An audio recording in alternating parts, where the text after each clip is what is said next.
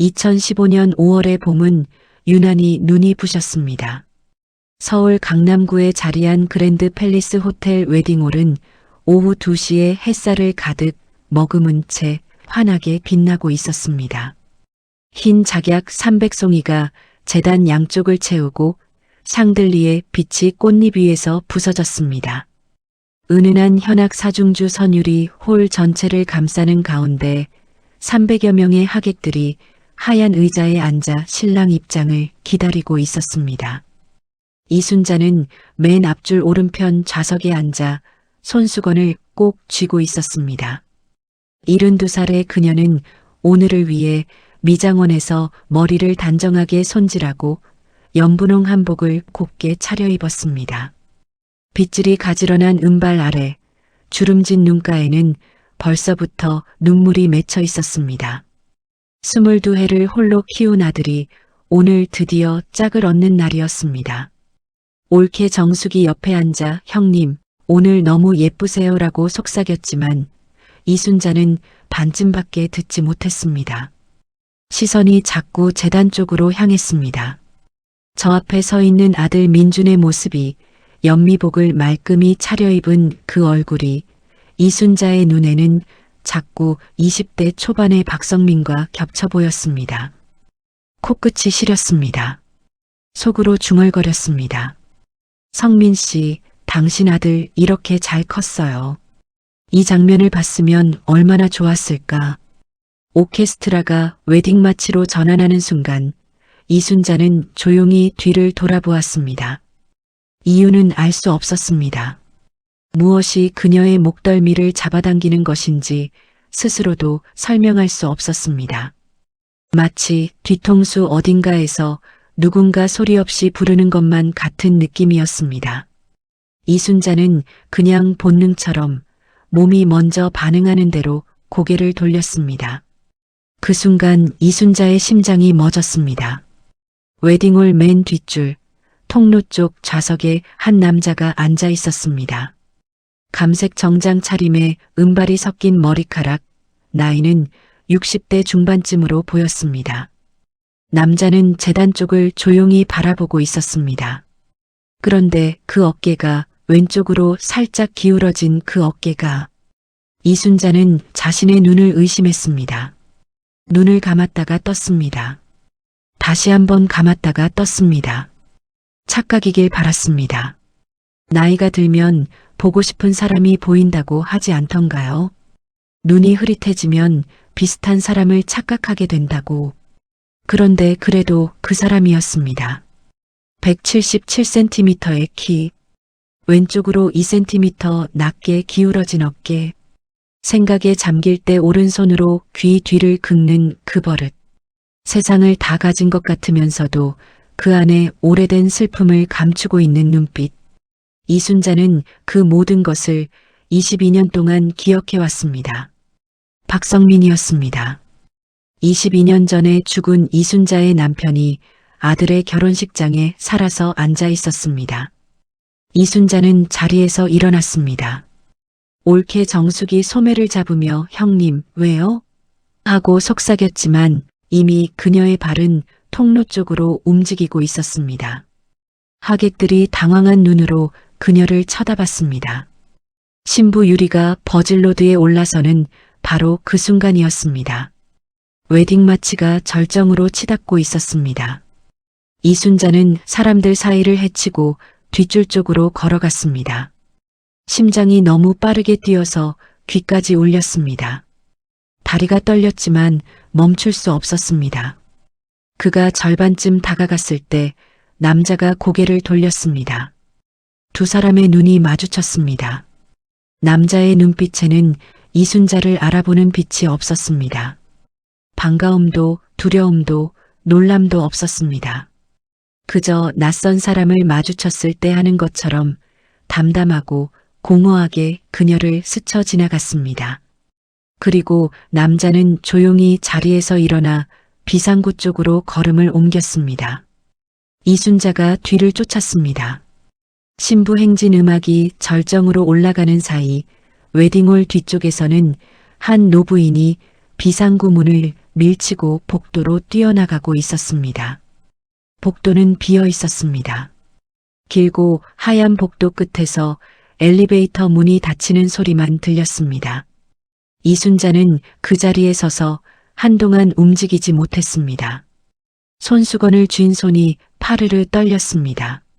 웨딩홀 안에서는 하객들의 박수 소리가 들려왔습니다. 신부 입장이 완료된 것이었습니다.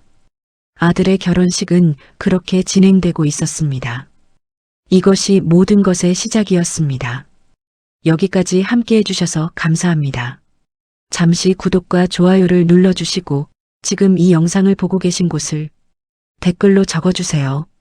그 자리에 오늘 하루 작은 행운이 조용히 깃들기를 바라며 이야기를 시작합니다. 이순자가 박성민을 처음 만난 것은 1978년 봄이었습니다. 그녀의 나이 22살, 서울 마포구에서 작은 포목점을 운영하는 아버지 이대복 밑에서 가게 일을 돕고 있을 때였습니다. 아침마다 천막 간판을 내리고 원단을 정리하고 손님이 오면 인사를 하고 치수를 재는 것이 이순자의 하루였습니다. 대학에 가고 싶었지만 집안 형편상 그럴 수 없었고 이순자는 그것을 특별히 억울하게 여기지 않았습니다. 아버지 가게가 잘 되면 그걸로 됐다고 생각했습니다. 박성민은 대구에서 올라온 섬유회사 영업사원이었습니다. 이순자의 아버지 가게에 원단 납품건으로 처음 방문한 날 그는 단정한 회색 양복에 서류 가방을 들고 들어왔습니다. 이순자는 계산대 뒤에서 장부를 정리하다가 문 쪽을 받고 그와 눈이 마주쳤습니다. 그 눈빛이 달랐습니다. 세상을 다 가진 것처럼 당당하면서도 그 안 깊숙한 곳에 무언가 무거운 것이 들어있는 눈빛이었습니다. 슬픔이라기보다는 비밀 같은 것이었습니다. 이순자는 그것이 뭔지도 모르면서 그 눈빛에서 눈을 떼기가 어려웠습니다. 박성민은 2달을 꼬박 그 포목점을 드나들었습니다. 납품건은 첫 주에 이미 마무리됐지만 이것저것 핑계를 만들어 들렀습니다. 이순자의 아버지와 차를 마시며 이야기를 나눴고 어머니의 생신에는 과일 한 박스를 직접 들고 왔습니다. 집안 어른들과 먼저 친해지는 방식이었습니다. 그러고 나서야 이순자에게 직접 물었습니다. 저희 어머니가 만들어주신 국밥집이 마포에 있는데 언제 한번 같이 드시겠어요? 이순자는 속으로 웃으면서 그러겠다고 했습니다. 주변에서는 너무 빠르다고 했습니다. 아버지도 어머니도 친구들도 2달밖에 안 됐는데 뭘 안다고 결혼을 생각하냐고. 하지만 이순자는 이미 결심이 서 있었습니다. 이 사람이다 라는 확신이 머리가 아니라 가슴에서 왔기 때문이었습니다. 1978년 11월 2사람은 결혼했습니다. 식장은 마포구의 작은 예식장이었습니다. 손님은 50명이 채 안 됐습니다. 박성민 쪽에서는 동생이라는 박동수만 왔습니다. 나머지 가족은 없다고 했습니다. 이순자는 그것이 조금 이상했지만 성민 씨가 일찍 여의었다고 하는데 더 물을 수가 없었습니다. 신혼살림은 마포구의 작은 전셋집에서 시작했습니다. 방 2개에 작은 부엌이 달린 집이었습니다.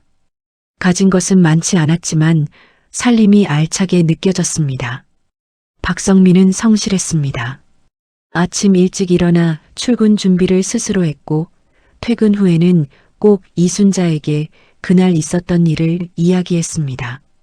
한 번도 큰 소리를 낸 적이 없었고 이순자가 힘든 내색을 하면 말없이 옆에 앉아 손을 잡아줬습니다.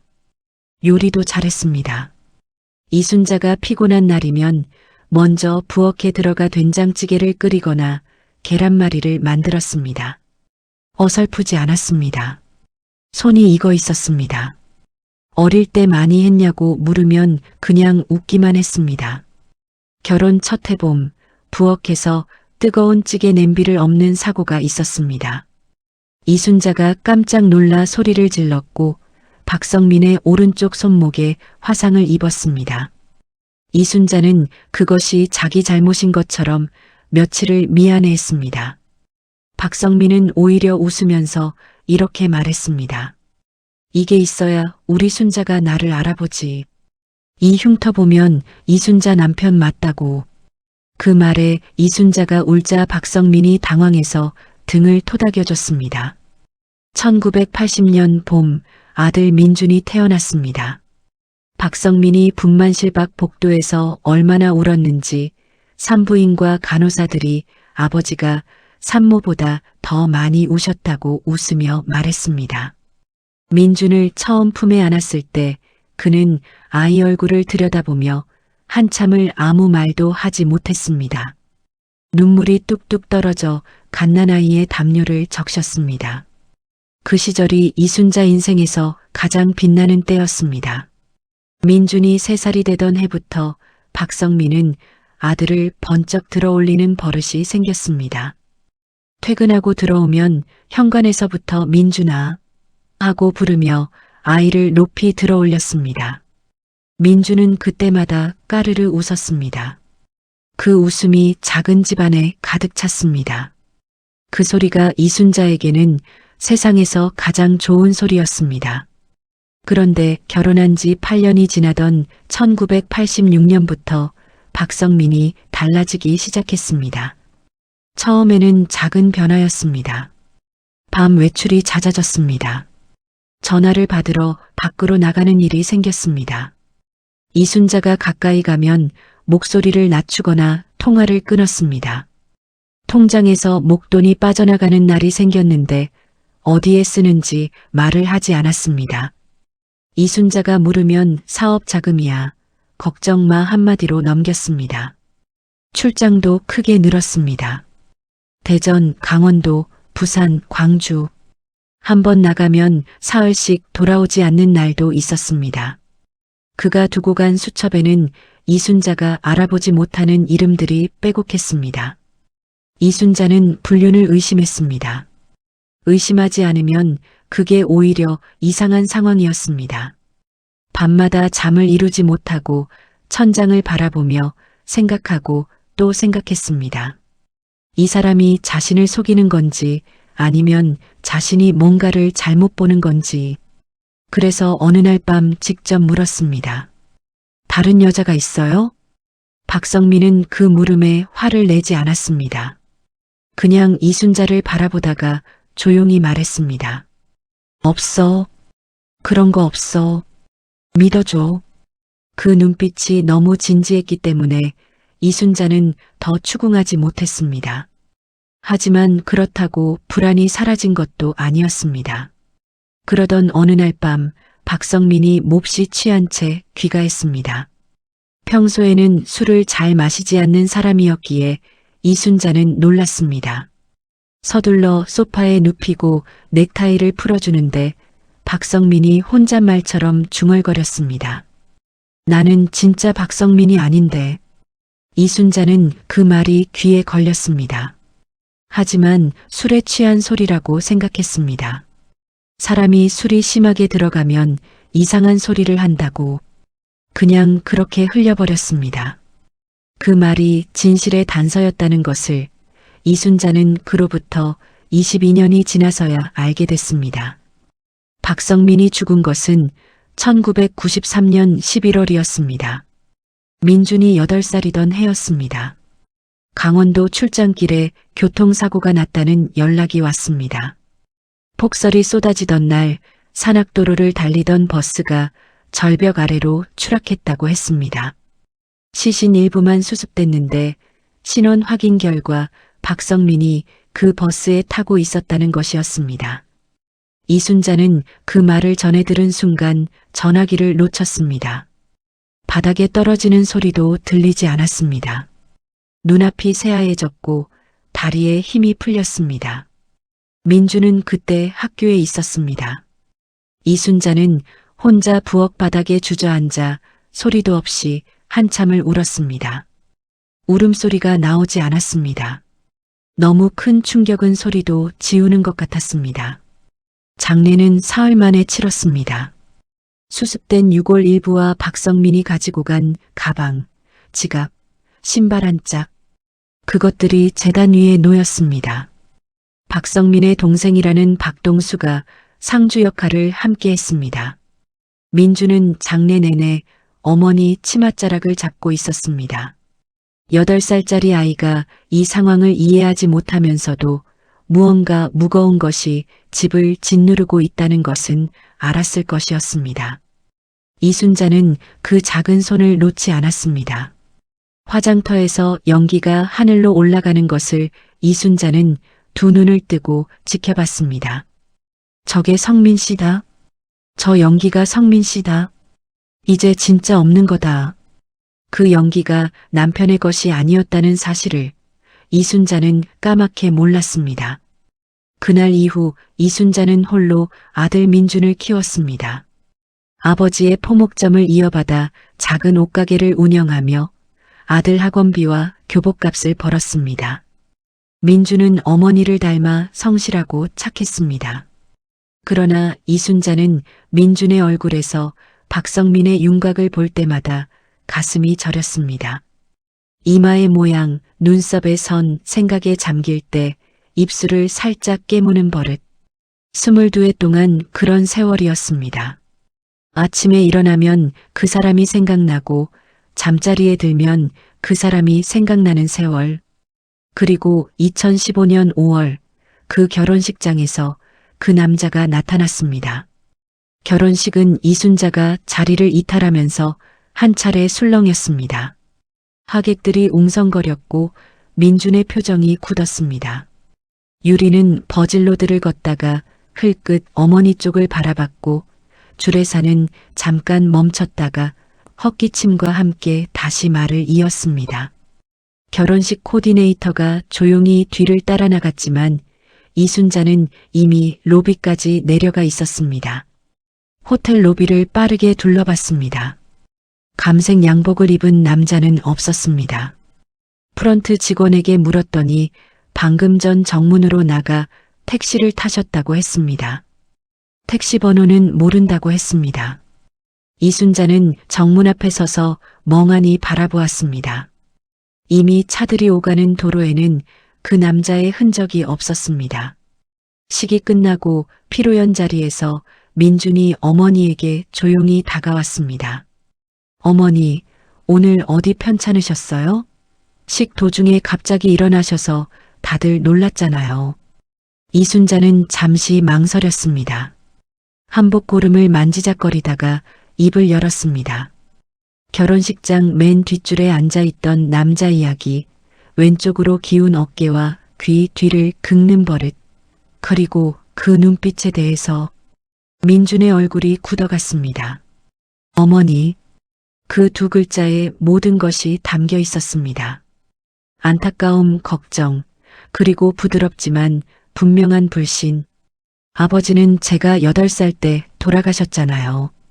저도 화장터에서 아버지를 보냈는걸요. 비슷하게 생긴 분을 보신 게 아닐까요? 오늘 많이 긴장하시기도 하셨고 날씨도 더웠고요. 이순자는 입을 다물었습니다. 더 말을 해봐야 아들을 더 걱정시킬 뿐이었습니다. 다음 날 이순자의 동생 이순옥이 언니 집에 들렀습니다. 피로연에서 소동을 받기 때문이었습니다. 언니, 어제 무슨 일 있었어? 나한테는 솔직하게 말해봐. 이순자는 동생에게는 말할 수 있을 것 같았습니다. 50년을 함께 살아온 동생이었으니까요. 그래서 말했습니다. 남자에 대해, 그 어깨에 대해, 그 눈빛에 대해 하나도 빠짐없이. 순옥의 얼굴이 처음에는 놀랐다가 곧 안타깝게 변했습니다. 언니, 솔직히 말할게. 요즘 언니 혼자 계시잖아. 민준이도 이제 결혼해서 독립하고 외로움이 쌓이면 뇌가 보고 싶은 것을 만들어내기도 한다더라. 한번 신경과 가보는 건 어때? 이번에는 옳게 정숙이었습니다. 형님, 솔직히 드리는 말씀인데요. 형님이 스트레스를 오래 받으시다 보면 그럴 수 있어요. 저도 친정 어머니가 돌아가시고 나서 한동안 아무 데서나 어머니가 보이는 것 같다고 하시더라고요.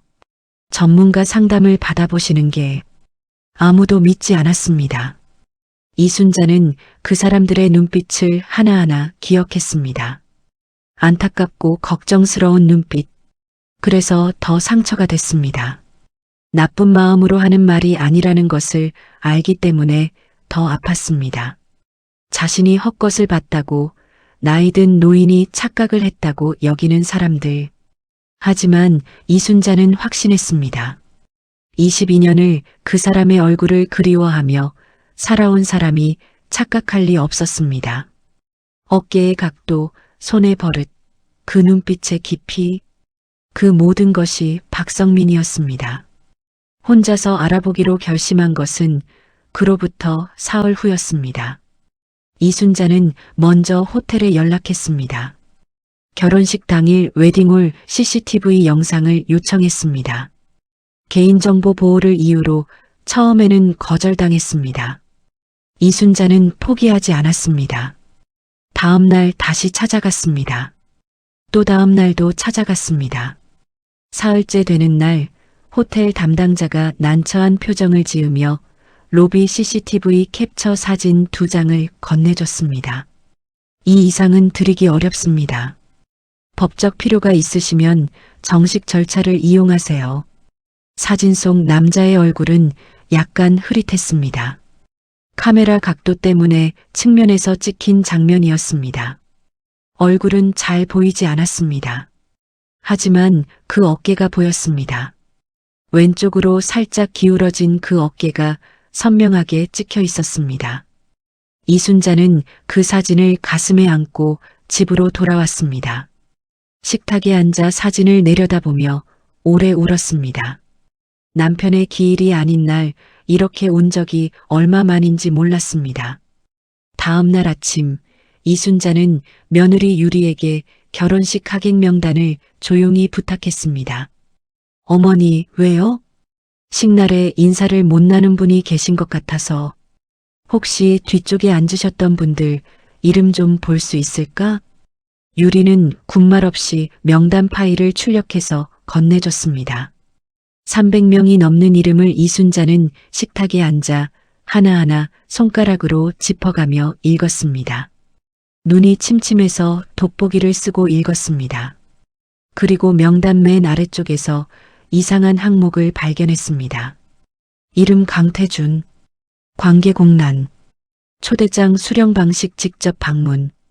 다른 하객들은 모두 민준이나 유리와의 관계가 적혀 있었고 초대장도 이메일이나 문자로 발송됐습니다.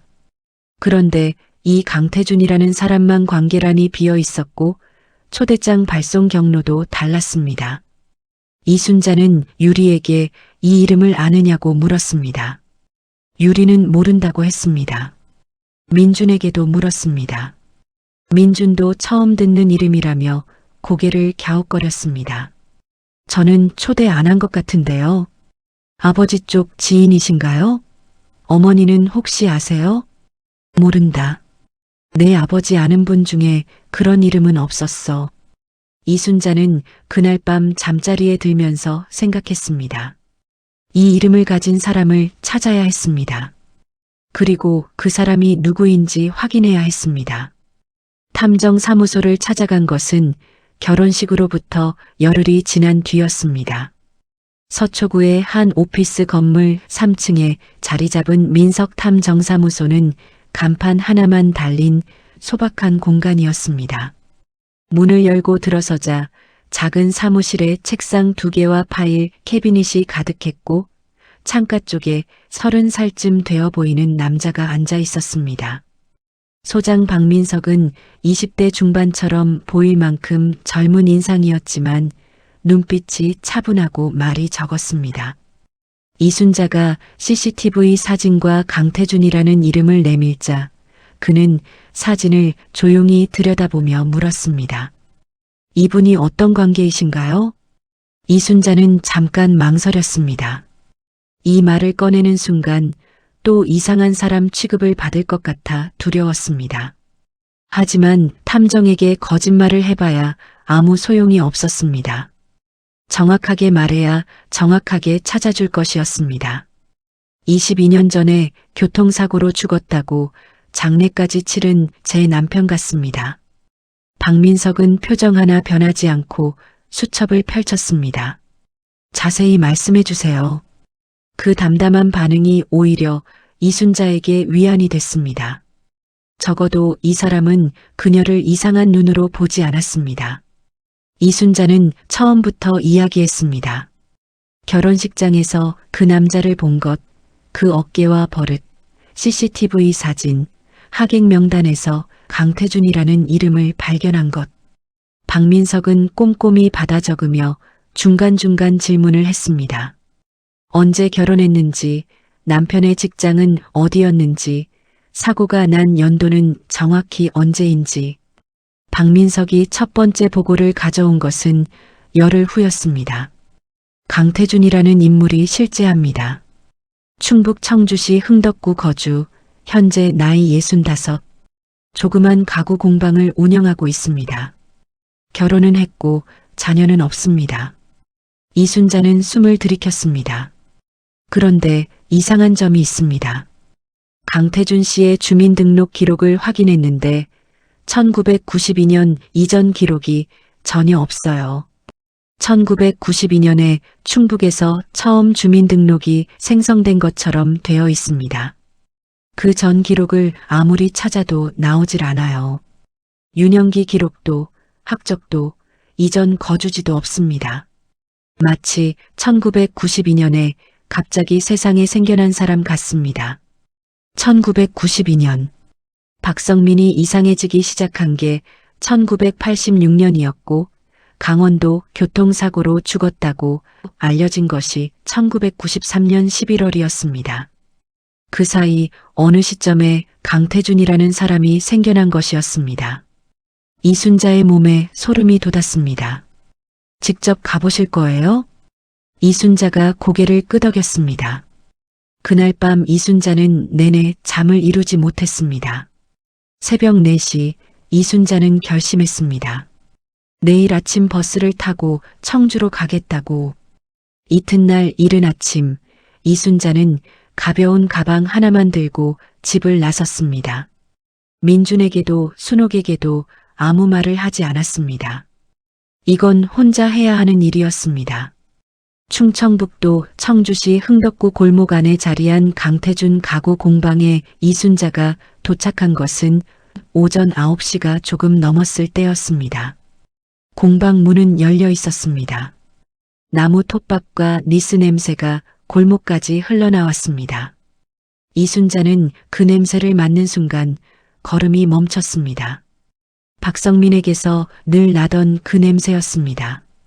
퇴근하고 돌아온 남편의 옷에서 그 옷을 빨며 맡았던 그 냄새.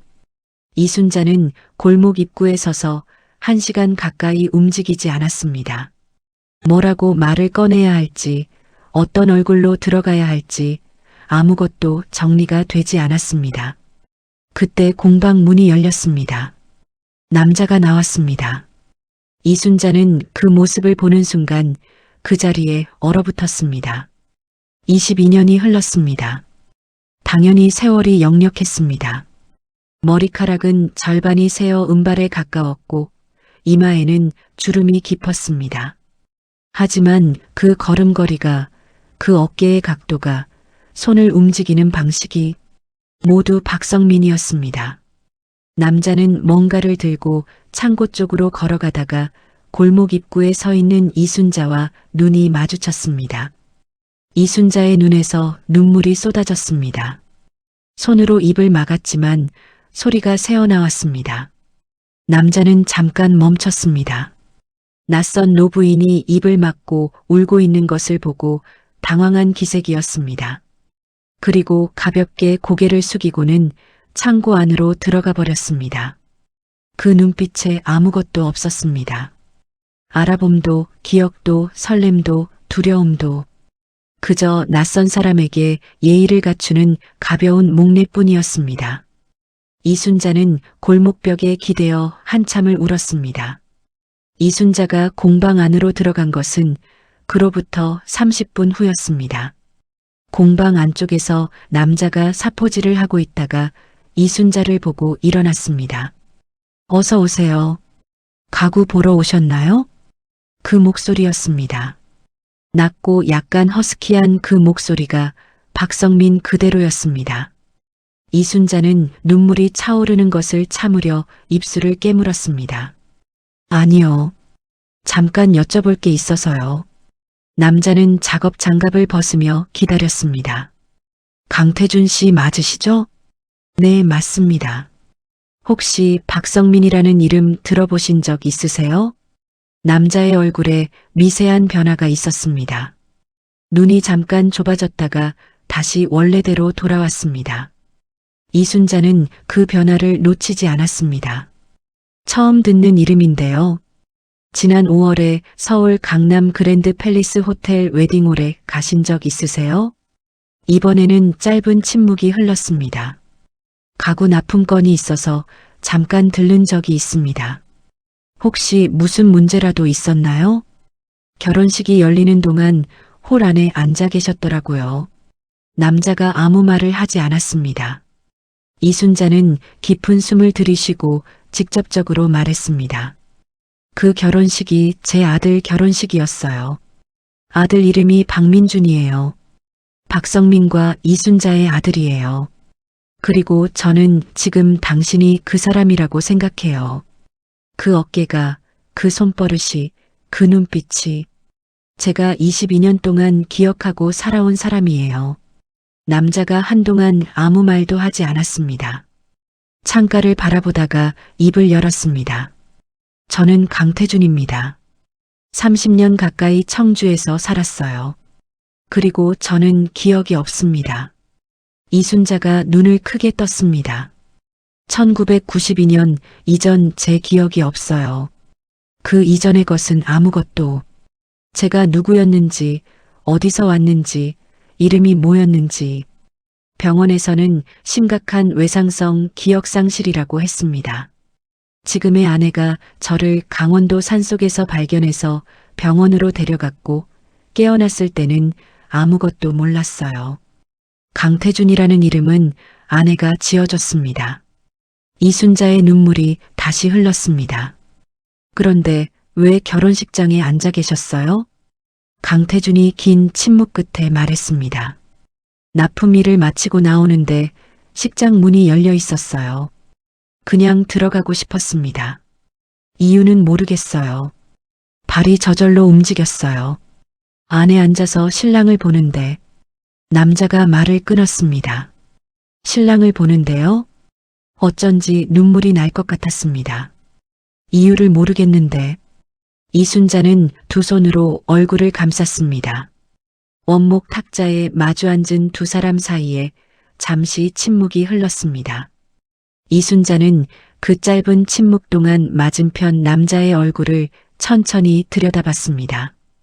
이마의 주름, 눈가의 잔주름, 턱선의 모양.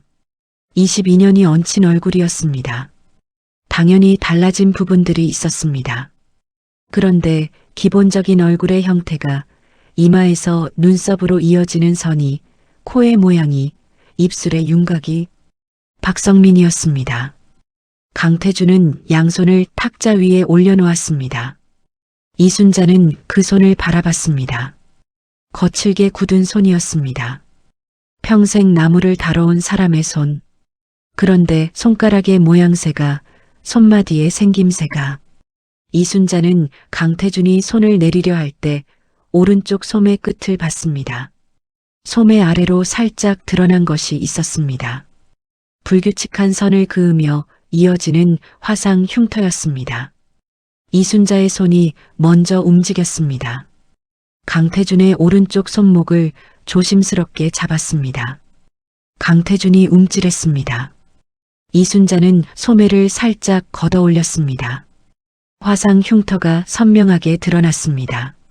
손목 안쪽에서 시작해 팔뚝 쪽으로 5cm가량 이어지는 흉터였습니다.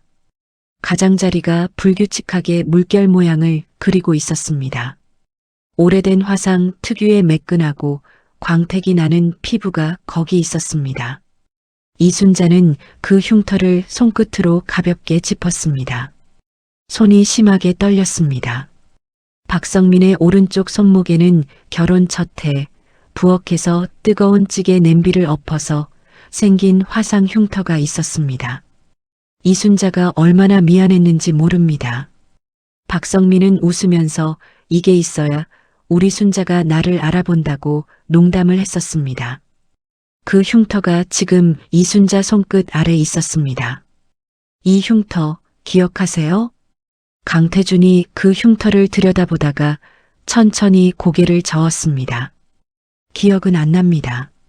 어떻게 생긴 흉터인지 들으신 적은요? 화상 흉터라고만 알고 있어요.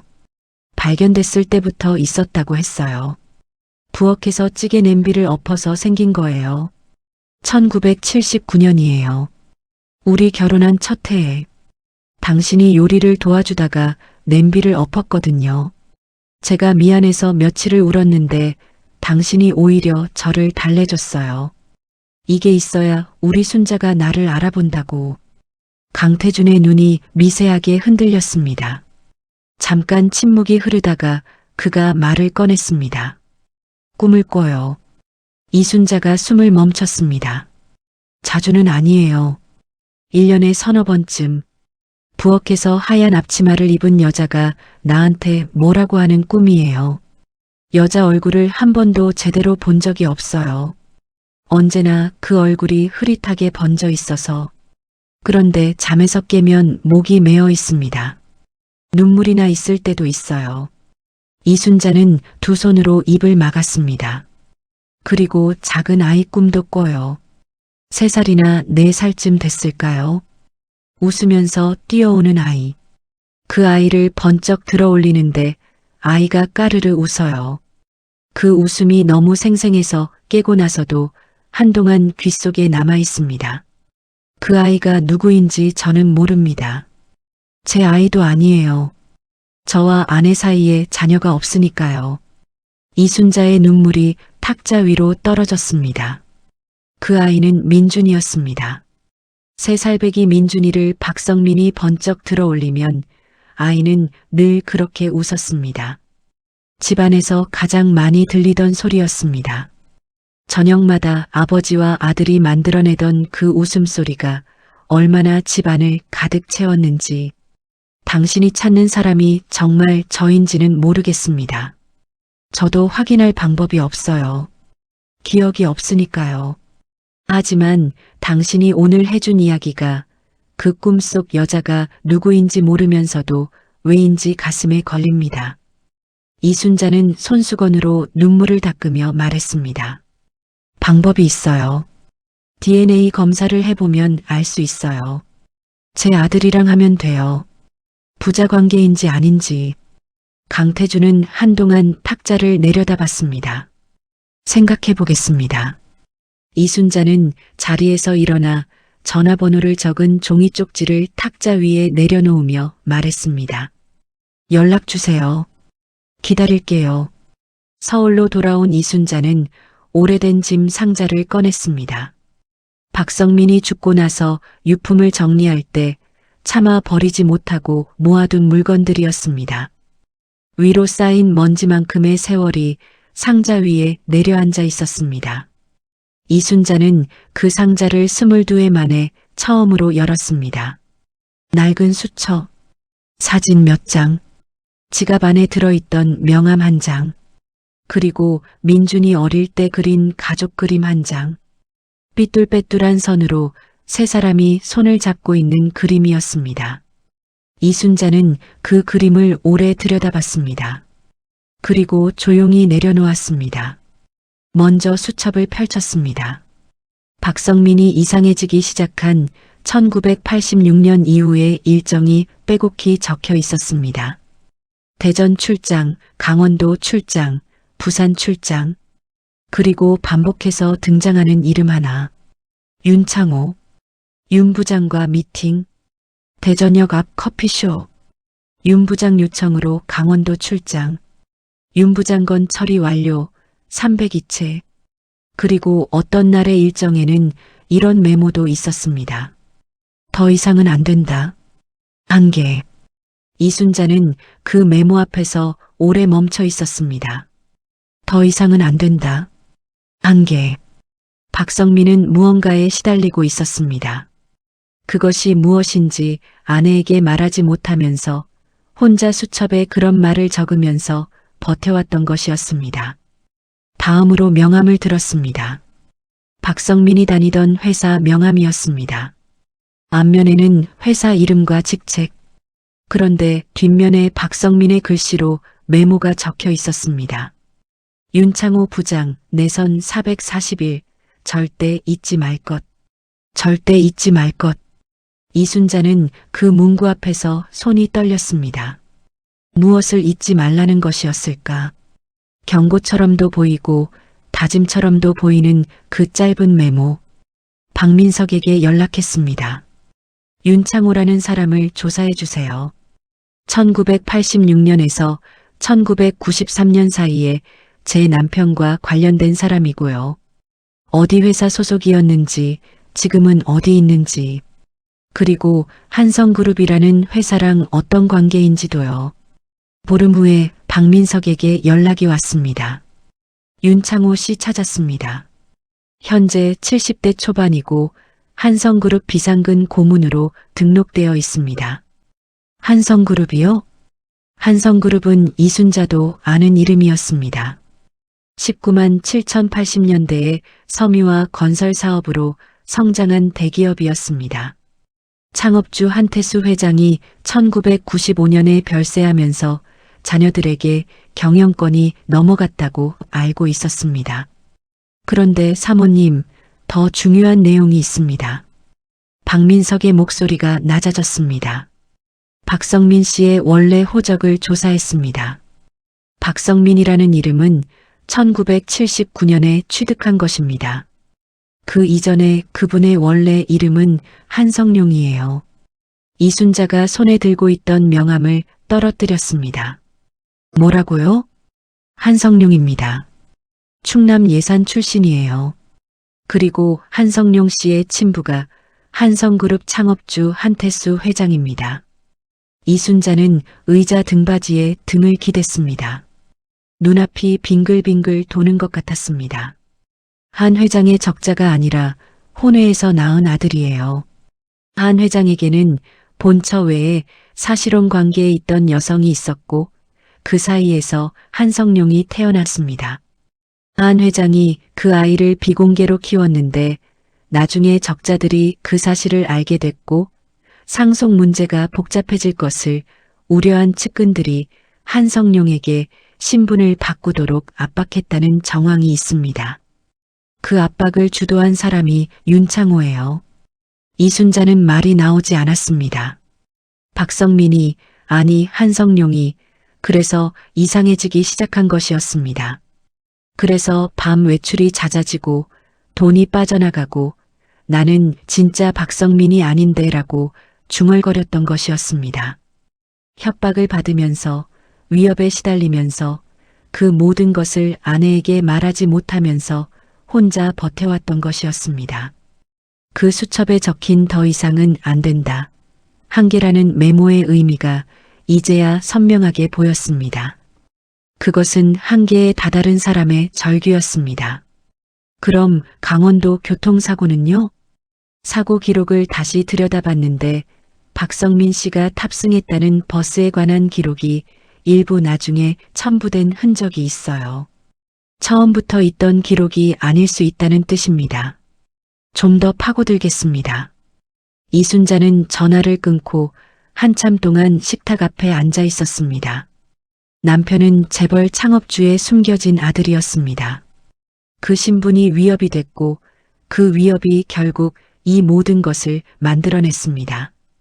22년의 세월을, 이순자의 고독을, 민준의 아버지 없는 어린 시절을, 눈물이 났습니다. 그런데 이번에는 슬픔보다 분노가 앞섰습니다. 박민석이 두꺼운 봉투를 가져온 것은 그로부터 사흘 후였습니다. 사모님, 지금 뵐 수 있을까요? 직접 드릴 게 있습니다. 탐정사무소로 찾아가자 박민석이 탁자 위에 노란 봉투를 내려놓았습니다. 한태수 회장에 공개되지 않은 유언장 사본입니다. 이순자는 봉투를 집었습니다. 손이 떨렸습니다. 안에는 법무 서식으로 작성된 문서가 여러 장 있었습니다. 날짜는 1995년 3월이었습니다. 한태수 회장이 별세하기 2달 전에 작성된 것이었습니다.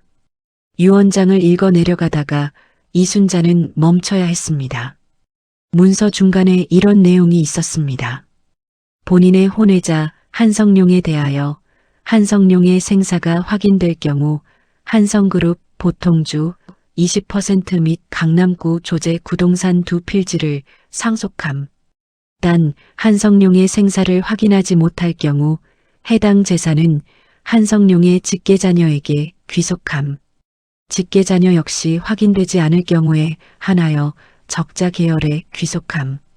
이순자는 그 문단을 2번, 3번 읽었습니다. 한성룡의 직계자녀. 그건 민준이었습니다. 이 유언장이 왜 공개가 안 됐어요? 윤창호가 은폐했습니다. 한 회장이 별세하기 전에 이 유언장이 작성됐는데 한 회장의 별세 이후 정식 절차를 거쳐야 할 유언 집행 단계에서 윤창호가 우문서 자체를 숨겨버린 거예요. 1993년에 이미 박성민 씨의 사망 신고가 접수된 상태였기 때문에 당연히 한성룡은 사망자로 처리됐습니다. 유언장대로라면 민준 씨에게 상속이 넘어가야 했는데 그 유언장을 아예 묻어버린 거죠. 그러면 그 재산이 지금 어디 있는 거예요? 사실상 한성그룹 적자 계열이 관리하고 있습니다. 그 중심에 윤창호가 있고요. 정확히 말하면 횡령에 가까운 상황입니다. 이순자는 2손으로 이마를 짚었습니다. 1993년 교통사고 기록은요? 거기서도 뭔가 나왔어요? 네, 그 부분이 가장 충격적입니다. 박성민 씨는 그 버스에 타지 않았습니다. 이순자가 고개를 들었습니다. 사고는 실제로 있었습니다. 1993년 11월 폭설로 인한 버스 추락 사고였어요. 그런데 박성민 씨의 탑승 기록은 사고 이후에 끼워 넣은 겁니다. 사고 당일 버스 회사의 원본 승객 명부에 박성민이라는 이름이 없어요. 나중에 다른 서류에만 추가된 거예요. 이순자는 눈을 감았습니다. 화장터에서 연기로 올라간 것이 박성민이 아니었다는 것을 지금 이 순간에서야 알게 됐습니다. 22년 동안 남편의 죄라고 믿으며 묘에 절을 올렸던 것이 다른 사람의 것이었다는 것을. 그럼 성민 씨는요? 그때 어떻게 된 거예요? 정황상 박성민 씨는 위협이 심해지자 강원도 쪽으로 달아났다가 어떤 사고를 당한 것 같습니다. 그게 1992년이었을 거예요. 강태준 씨가 기억을 잃은 채 발견된 게 1992년이잖아요. 그 시기가 맞습니다. 그리고 그 사실을 알게 된 윤창호 측이 오히려 그 기회를 이용해서 마침 다른 사고가 난 버스에 박성민이 타고 있었다고 서류를 조작한 것으로 보입니다. 그럼 그 사고 조작도 윤창호가 한 건가요? 박민석이 잠깐 망설였습니다. 윤창호가 단독으로 한 게 아닙니다. 공범이 있었어요. 이순자는 그 말을 들으며 가슴이 조여들었습니다. 누구요? 박동수? 이순자는 그 자리에서 굳었습니다. 박동수? 박성민의 동생, 상주 역할을 함께했던 그 사람이었습니다. 이순자는 그 이름을 들었을 때 처음에 잘못 들었다고 생각했습니다. 다시 말해줘요. 공범이 누구라고요? 박동수입니다. 박성민 씨의 동생. 이순자는 의자를 2손으로 꽉 잡았습니다. 박동수를 마지막으로 본 게 언제였는지 생각해 봤습니다. 박성민이 죽고 나서 장례 기간 동안 곁에 있었습니다.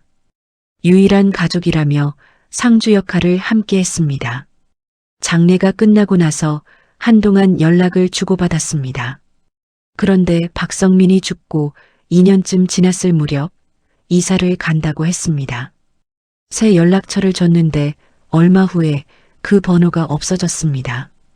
그 뒤로는 소식이 완전히 끊겼습니다. 이순자는 그것도 그냥 각자 살다 보니 멀어진 거라고 생각했습니다. 그런데 이제 알게 됐습니다. 그것이 멀어진 게 아니었다는 것을, 도망친 것이었다는 것을 박민석이 설명했습니다. 박동수는 한태수 회장의 또 다른 혼외자입니다. 다른 여성에게서 낳은 아들이에요. 즉 한성룡, 박성민 씨와는 이복 형제 관계가 맞아요. 그런데 한태수 회장의 유언장에는 박동수에 대한 언급이 없습니다. 한 회장이 박동수의 존재는 상속 대상으로 여기지 않았던 거예요. 그래서 박동수가 윤창호와 손을 잡은 건가요? 네. 한성룡, 즉 박성민 씨가 재산을 상속받으면 박동수는 아무것도 없게 되는 상황이었죠. 그래서 박성민 씨를 제거하고 유언장을 은폐하면 자신도 일부를 챙길 수 있다고 윤창호와 거래를 한 거예요. 사고 조작에 필요한 내부 정보를 박동수가 제공했고 윤창호가 법적 서류를 조작한 겁니다. 이순자는 눈을 감았습니다. 22년 전 장례식장에서 상주 역할을 했던 그 사람이, 남편의 죽음을 슬퍼하는 척 눈물을 흘렸던 그 사람이 실은 그 죽음을 설계한 사람이었습니다. 민준이를 안고 눈물을 흘리던 박동수의 얼굴이 떠올랐습니다. 어린 민준이가 삼촌이라고 따르던 그 얼굴이, 그것이 전부 연기였습니다. 눈물이 났습니다. 그런데 이번에는 슬픔이 아니라 분노였습니다. 이순자는 그 분노를 꾹 눌렀습니다. 지금은 해야 할 일에 집중해야 할 때였습니다. 저 이제 아들한테 말해야겠어요. 혼자 안고 가기에는 너무 커졌어요. 박민석이 고개를 끄덕였습니다. 그게 좋을 것 같습니다. 그리고 변호사도 선임하셔야 할 것 같아요. 이제 소송으로 가야 할 단계입니다. 이순자는 민준에게 전화를 했습니다. 민준아, 엄마가 할 말이 있어. 오늘 저녁에 올 수 있어? 유리는 잠깐 자리를 피해줬으면 좋겠고. 전화기 너머로 민준이 당황한 기색이 느껴졌습니다. 어머니, 무슨 일이에요? 어디 안 좋으신 거 아니죠? 몸은 괜찮아. 와서 이야기하자. 민준은 저녁 7시에 혼자 왔습니다. 문을 열고 들어서다가 식탁 위에 가득 펼쳐진 서류들을 보고 멈췄습니다. 어머니, 이게 다 뭐예요? 이순자는 아들에게 앉으라고 했습니다. 그리고 시작했습니다. 결혼식장에서 그 남자를 본 것부터 CCTV 사진을 구한 것, 하객 명단에서 강태준이라는 이름을 발견한 것, 탐정 박민석을 고용한 것, 혼자 청주에 내려간 것, 공방에서 강태준을 만난 것, 흉터 이야기, 꿈 이야기, 그리고 박민석이 밝혀낸 모든 것, 한성룡이라는 이름, 한성그룹, 한태수 회장, 윤창호, 유원장, 그리고 박동수. 민주는 어머니가 말하는 동안 아무 말도 하지 않았습니다. 중간중간 이순자가 말을 멈추고 아들 얼굴을 봤습니다. 민준의 얼굴이 조금씩 달라지고 있었습니다. 처음에는 놀란 기색이었다가 굳어졌다가 눈빛이 흔들리기 시작했습니다. 그러다가 박동수 이야기가 나왔을 때 민준의 턱이 떨리는 것이 보였습니다. 이야기가 끝났을 때 두 사람 사이에 긴 침묵이 흘렀습니다. 민준이 고개를 들었습니다. 눈이 빨갰습니다. 어머니, 이게 다 사실이에요? 탐정이 확인한 것들이야. 아직 다 확인된 건 아니지만 적어도 그 남자가 내 아버지라는 건 엄마는 확신해. 민주는 입술을 깨물었습니다. 어릴 때 속상한 것을 참을 때 하던 그 버릇이었습니다. 아버지가 살아계신다고요. 기억은 없지만 살아계셔. 그분한테 아무것도 없는 거예요? 우리 기억이? 어머니도 저도? 없어.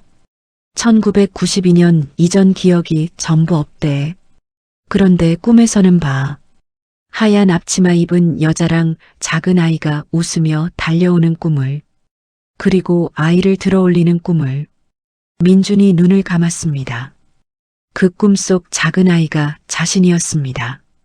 3살 배기 때 현관에서 아버지가 번쩍 들어올리면 까르르 웃었던 기억. 너무 어렸을 때였으니 자신은 기억하지 못했습니다. 하지만 아버지는 꿈에서도 그 장면을 보고 있었습니다. 민준의 눈꺼풀 아래서 눈물 한 방울이 흘러내렸습니다. 한참 후에 민준이 말했습니다. 만나고 싶어요. 이순자가 고개를 끄덕였습니다. 나도. 두 사람은 그날 밤 오래 앉아 있었습니다. 말을 많이 하지 않았습니다. 그냥 같이 있었습니다.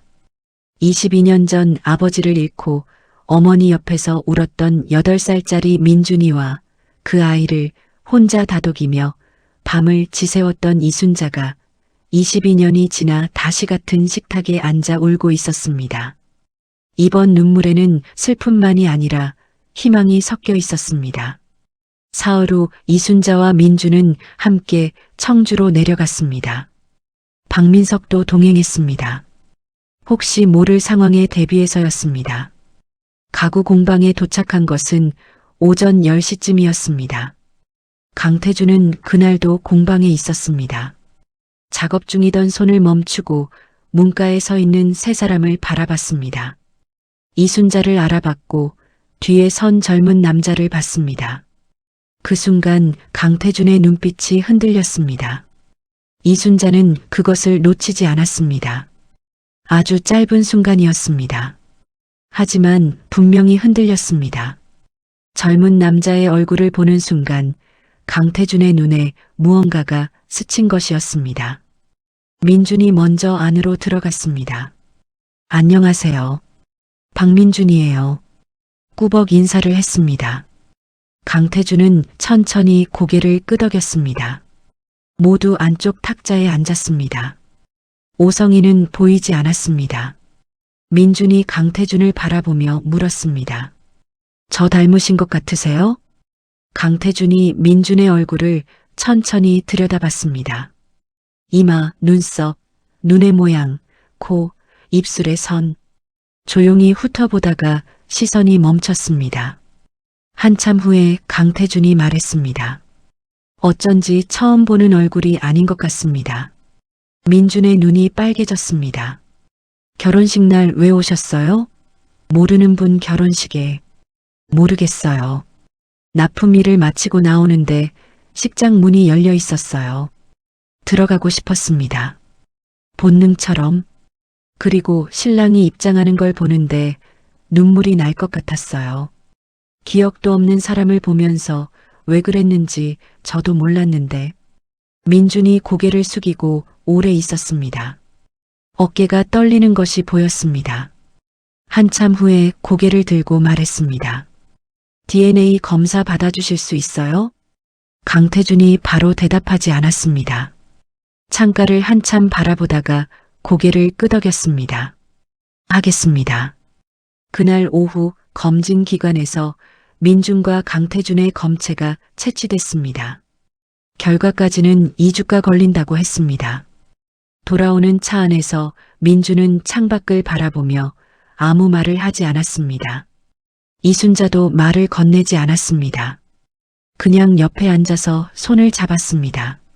민준이 한참 후에 조용히 말했습니다.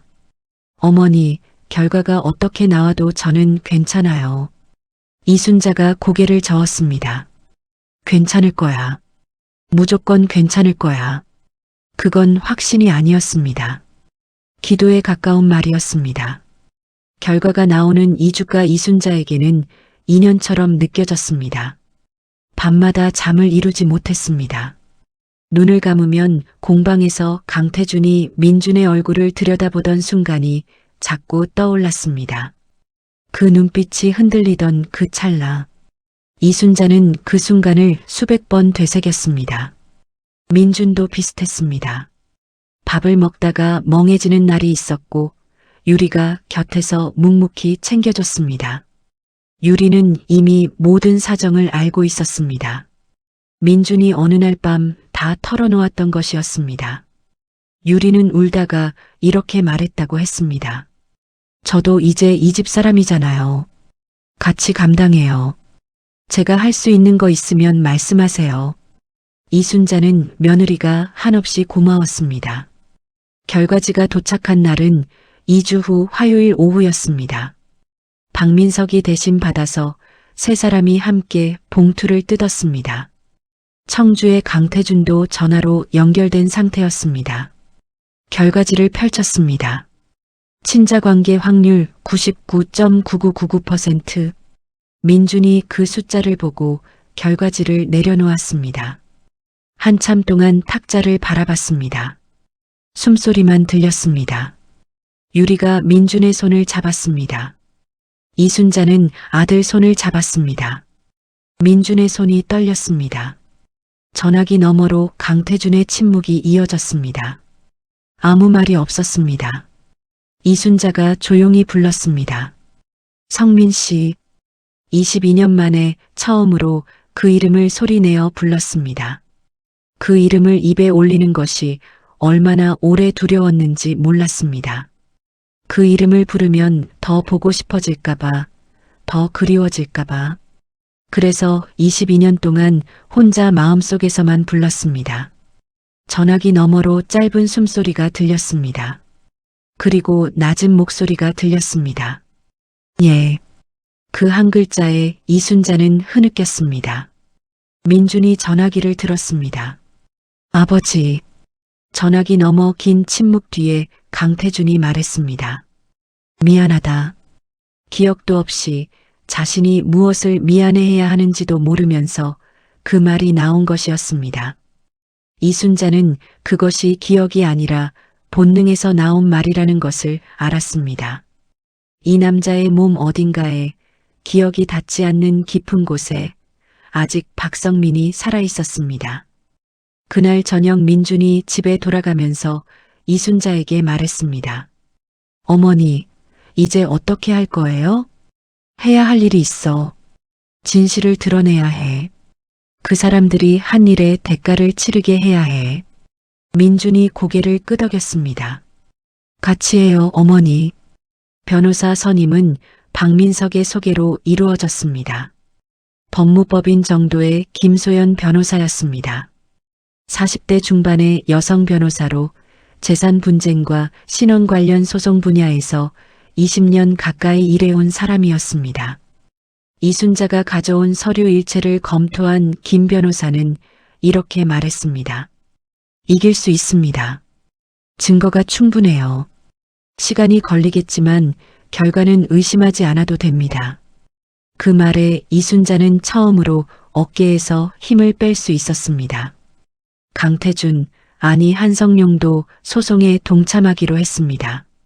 본인의 진짜 정체를 되찾겠다고 했습니다. 오성희는 처음에 강하게 반대했습니다. 이렇게 사는 것도 나쁘지 않잖아요. 굳이 왜 판을 뒤집어야 해요? 강태준이 조용히 말했습니다. 나는 내가 어떤 사람인지 알고 싶어. 그것뿐이야. 오성희는 한참 울다가 결국 말했습니다. 당신이 하고 싶은 대로 해요. 나는 어떤 결과가 나와도 당신 곁에 있을 테니까. 이순자는 나중에 그 말을 전해 듣고 오성희에게 마음속으로 고마움을 전했습니다. 소송은 두 갈래로 진행됐습니다. 첫 번째는 한성룡 신원 회복 소송이었습니다. 두 번째는 한태수 회장 유언장 은폐에 대한 손해배상 및 유산 청구 소송이었습니다. 피고는 윤창호와 박동수 두 사람이었습니다. 소송이 시작됐다는 소식이 한성그룹 쪽에 전해지자 윤창호 측에서 즉각 반응이 왔습니다. 법무팀을 통해 성명을 냈습니다. 근거 없는 주장이며 허위 사실 유포에 대해 법적 대응을 검토하겠다는 내용이었습니다. 첫 번째 공판은 소송 제기로부터 2달 후에 열렸습니다. 법정에 들어서는 이순자는 검은 정장을 입었습니다. 옆에 민준이 그리고 청주에서 올라온 강태준이 함께였습니다. 강태준은 감색 양복을 입었습니다. 결혼식장에서 봤던 그 옷이었습니다. 이순자는 그 옆에 서서 22년 만에 처음으로 그 사람과 같은 방향을 바라봤습니다. 그것만으로도 눈물이 났습니다. 1심 판결이 나온 것은 소송 제기로부터 11달 후였습니다. 재판장이 판결문을 낭독하기 시작했습니다. 한성룡의 신원 회복 인정. 박성민이라는 신부는 강압에 의해 취득된 위조 신부님을 확인.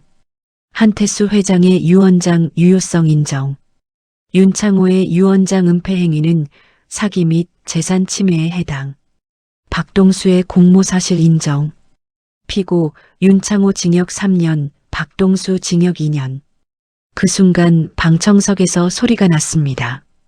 이순자였습니다. 손으로 입을 막았지만 흐느낌이 새어나왔습니다.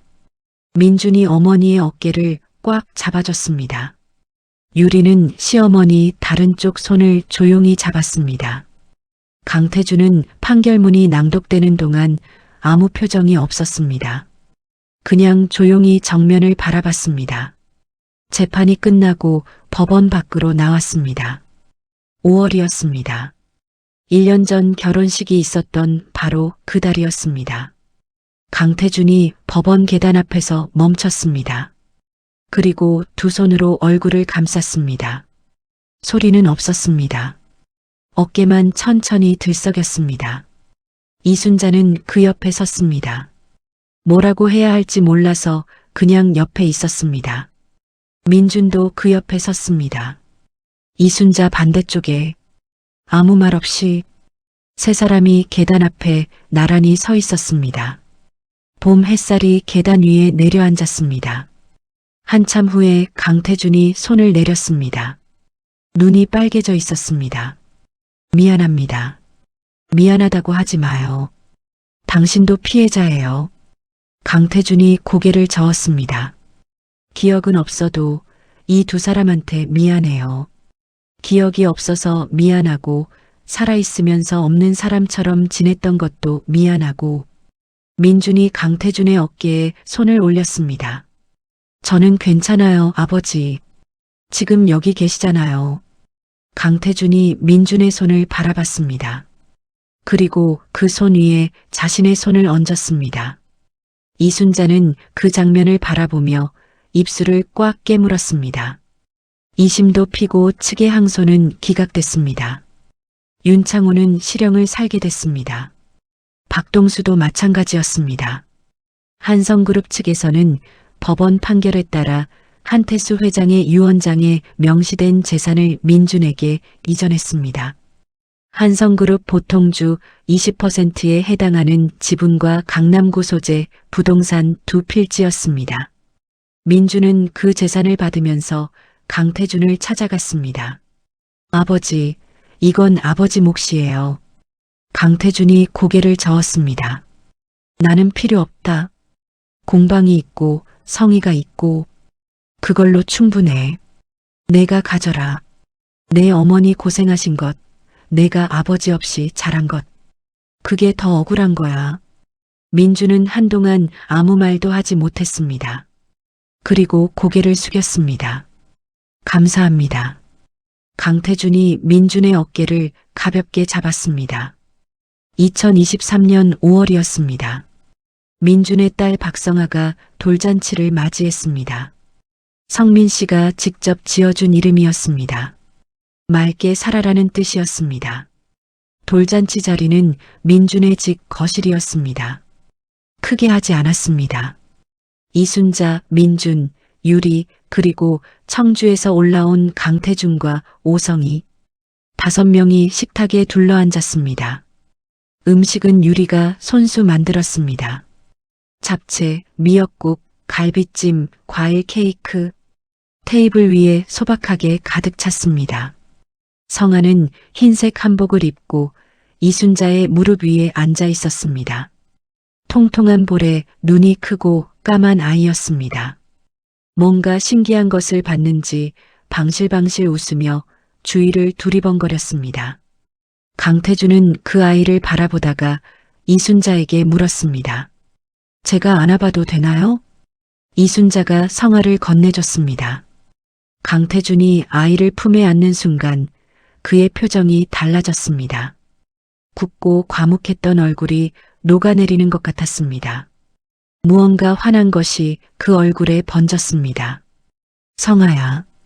아이가 강태준의 얼굴을 뚫어지게 바라봤습니다. 그리고 손을 내밀어 강태준의 뺨을 탁 쳤습니다. 낯선 얼굴에 하는 아이들 특유의 행동이었습니다. 강태준이 웃었습니다. 이순자는 그 웃음을 봤습니다. 22년 만에 처음으로 마음을 놓은 것 같은 웃음이었습니다. 오성이가 옆에서 살짝 눈물을 훔쳤습니다. 유리가 음식을 내오다가 그 장면을 보고 잠깐 멈췄습니다. 민준이 옆에서 말했습니다. 아버지, 이름 지어줘서 감사해요. 성아가 이름 마음에 들 것 같아요. 강태준이 고개를 끄덕이며 아이를 바라봤습니다. 잘 자라라, 성아야. 밥을 먹기 시작했습니다. 유리가 음식을 내오고 민준이 오성의 잔에 음료를 따르고 이순자가 강태준 앞에 잡채를 더 얹어줬습니다. 5명이 식탁에 앉아 밥을 먹었습니다. 이상한 가족이었습니다. 세상에 없는 형태의 가족이었습니다. 기억 없는 남편, 20년을 함께 산 그 남편의 또 다른 아내, 아버지 얼굴도 모르고 자란 아들, 모든 사정을 알면서도 묵묵히 자리를 지켜준 며느리, 그리고 이 모든 것을 모른 채로 밥상 위에 물컵을 잡으려 버둥거리는 아이. 이상했습니다. 그런데 따뜻했습니다. 이순자는 그 따뜻함을 오래 가슴에 담았습니다. 밥을 먹고 나서 민준이 커피를 내왔습니다. 성아는 오성의 품에 안겨 졸고 있었습니다. 거실에 조용한 오후가 흘렀습니다. 강태준이 이순자에게 말했습니다. 저를 찾아주셔서 감사합니다. 처음 오셨을 때 제가 너무 차갑게 대했어요. 당신이 있어줘서 감사해요. 잠깐 침묵이 흘렀습니다. 기억이 돌아오지 않아서 죄송합니다. 괜찮아요. 당신이 꿈에서 봤다는 여자가 저이고 그 작은 아이가 민준이면 됐어요. 기억은 없어도 마음은 기억하고 있었던 거니까. 강태준이 아무 말도 하지 않았습니다. 그냥 커피잔을 두 손으로 감쌌습니다. 이순자는 창밖을 봤습니다. 5월의 햇살이 거실 바닥에 비스듬히 깔려 있었습니다. 22해가 흘렀습니다. 잃어버린 시간은 되찾을 수 없었습니다. 사라진 기억도 돌아오지 않았습니다. 빼앗긴 세월도 흘린 눈물도 홀로 버텨온 밤들도 그 모든 것은 그냥 지나가 버린 것이었습니다. 하지만 지금 이 식탁이 있었습니다. 지금 이 따뜻함이 있었습니다. 이순자는 그것으로 충분하다고 생각했습니다. 아니, 충분하다는 말로는 부족했습니다. 이것은 선물이었습니다. 22년을 기다린 사람에게, 포기하지 않고 혼자 걸어온 사람에게 세상이 마지막으로 건네준 선물이었습니다. 거실에서 아이의 옹알이 소리가 났습니다. 오성이가 아이를 달래는 소리가 들렸습니다. 민준과 유리가 나지막이 웃는 소리도. 이순자는 눈을 감았습니다. 그리고 오래오래 그 소리를 들었습니다. 이 이야기가 마음에 남았다면 구독과 좋아요를 눌러주시고 행운이라고 댓글을 남겨주세요. 여러분이 계신 곳에 따뜻한 일이 조용히 찾아가길 바랍니다.